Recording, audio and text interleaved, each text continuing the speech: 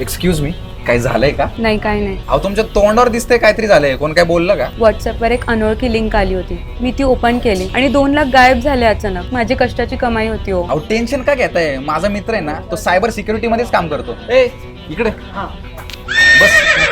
काय झालंय बघ जरा. काय झालं बघू का मॅडम? पासवर्ड काय? ओके डन झालं का? अहो हे काय, अजून 2 लाख गेले. ते त्याचेच पैसे आहेत ना मॅडम, म्हणून त्यांनी घेतले. म्हणजे तू?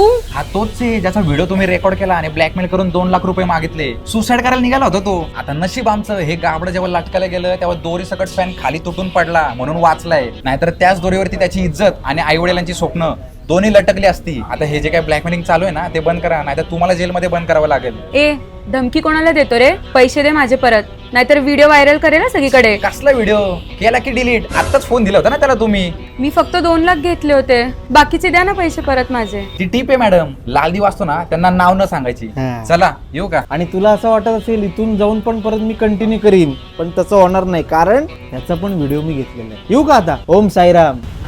हा माझा डायलॉग आहे. हा